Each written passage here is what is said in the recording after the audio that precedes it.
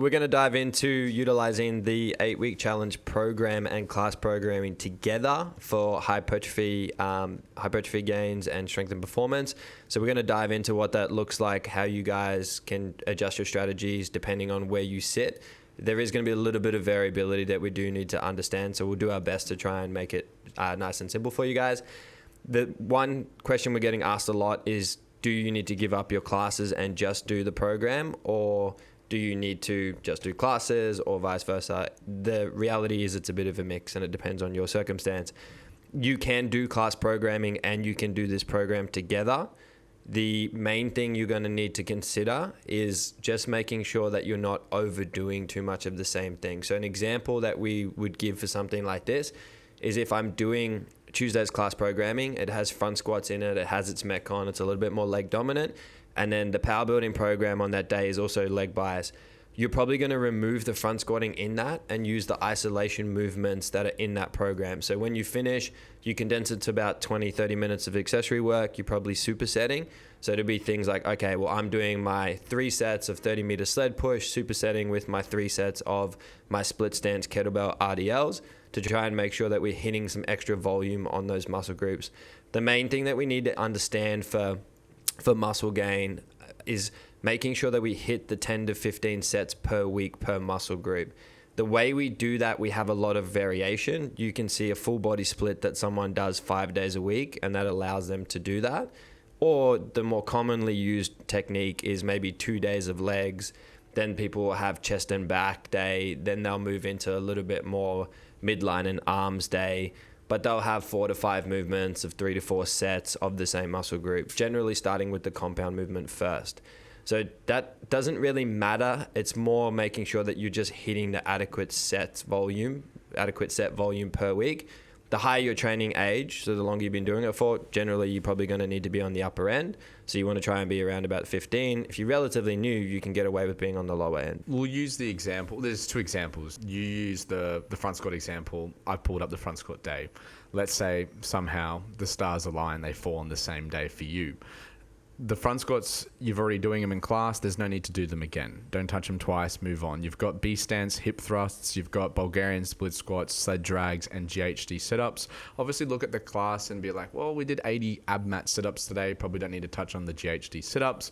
But the other movements in there, they look like something that I could get some benefit out of and focus on that. Alternatively, what I would say is you don't actually have to follow the program as required as far as how the workout falls on the day. So let's say, for example, we use the same example. Front squats is on the same day as the front squats for the hypertrophy program. You can just sub it out for the pressing day, and you can get 2 lots of stuff done in that same day. So if you were going to come 2 sessions, morning and afternoon, that would work nicely. But like Michael was talking about, like, you need to, I guess, be more realistic with yourself and be like, I'm not going to be able to get 2 sessions of work done in the course of 90 minutes. So how I break that up is maybe I do the front squats from the class, I do the class workout, and then I hit the B stance, hip thrusts, and the sled drag, and then that's my session. And that's still going to be far more beneficial than not doing any of that at all.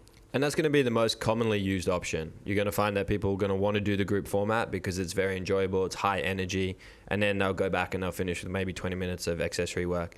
The less common one is probably someone who's going to have the luxury of doing both.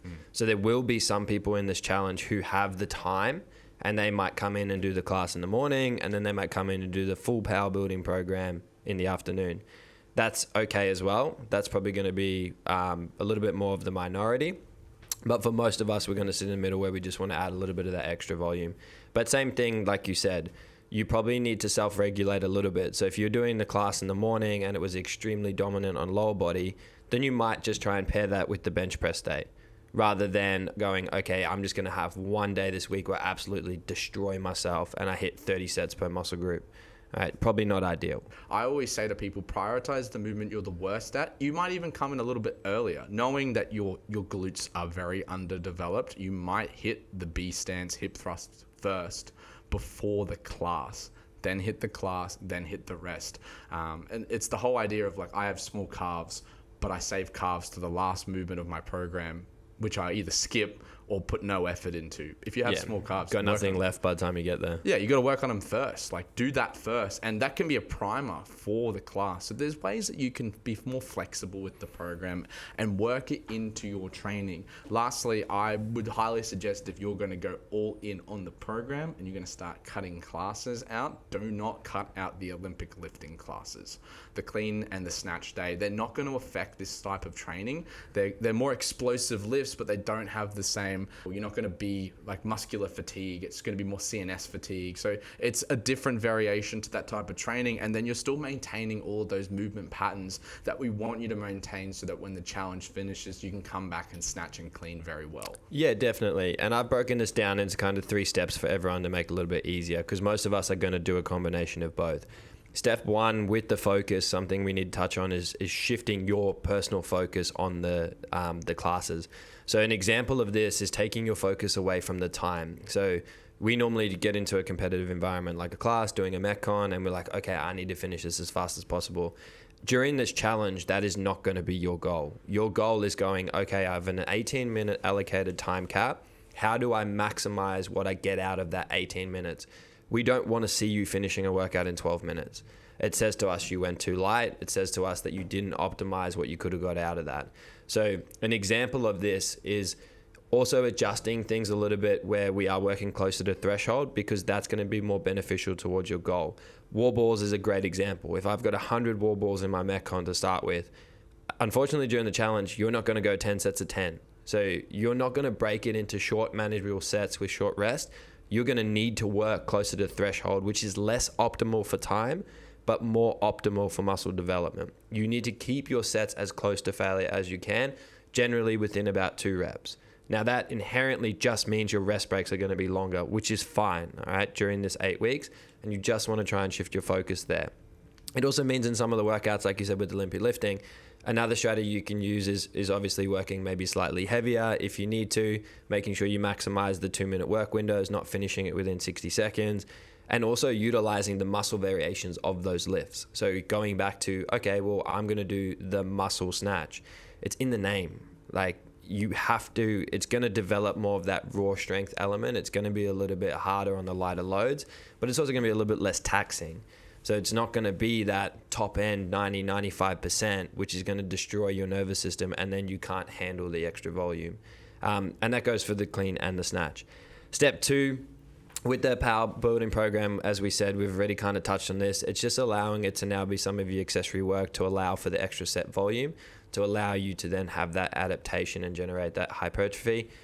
The last one that I broke it into is we just need to touch on step 3, which is fueling adequately for the extra time in training. So if you are adding extra sessions in, if you are now going from 90 minutes to maybe a little bit longer, maybe going to an hour 20, maybe you're sitting at 2 hours, there's a few things that might change here.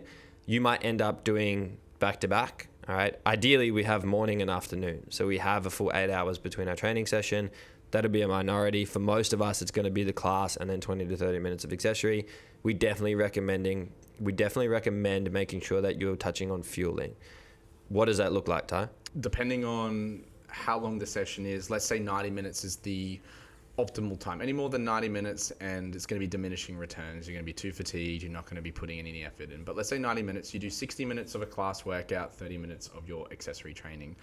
At the 60-minute mark, I would get something in that's got like glycogen, so obviously some carbohydrates, some fast sugars. Make sure it's healthy.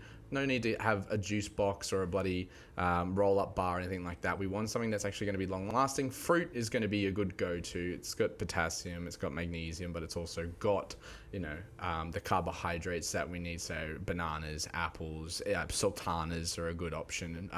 Just things that you can consume quickly that aren't going to make you feel bloated or sick. Even potentially some sort of a protein shake or even some honey is a good option to go. And for most people, it's volume that does that. Yeah. So you hear a lot of people talk about fiber, but they never talk about the dose of fiber. And that's something that people need to consider. So if you go and have a full banana versus half a banana, you don't necessarily have the same result. So you can have a full banana and feel bloated and sick and sluggish when you train.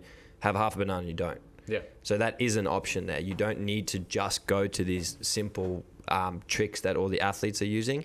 There's plenty of options out there for you. Precisely. And if you just can't stomach any food, a drink is going to be your go-to. Something like some sort of Powerade or some form of a drink that carries electrolytes in it will be advantageous, I guess, because it's you're able to consume it while you're still working out, so you're still getting that quick hit, but then it's at the same time you're making sure you're not going to be cramping, you're not going to be failing, and all that kind of stuff. So but my go-to personally after a workout is just simple banana.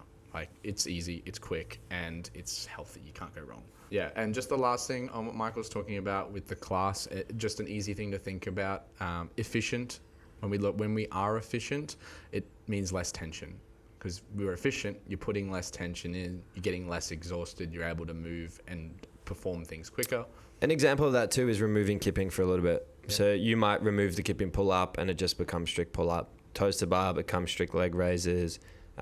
You're kipping handstand push-ups, you take them out, it just becomes strict handstand push-ups. Yeah, and obviously more tension, more muscle. It means you're going to be slower. You need to be okay with losing and not winning every class workout. But at the same time, the new intention might bring some sort of new fire to the training because you're going for big sets. It's rewarding hitting, oh shit, I just did 15 toes to bar and broken. Normally I only do sets of 5. And you're going to learn your ceiling. Yeah. You're going to learn what failure actually is because you're going to be flirting with that. I think it'll be fun. You guys will enjoy it. Different way to look at our standard training. And like Michael said, any questions, let us know.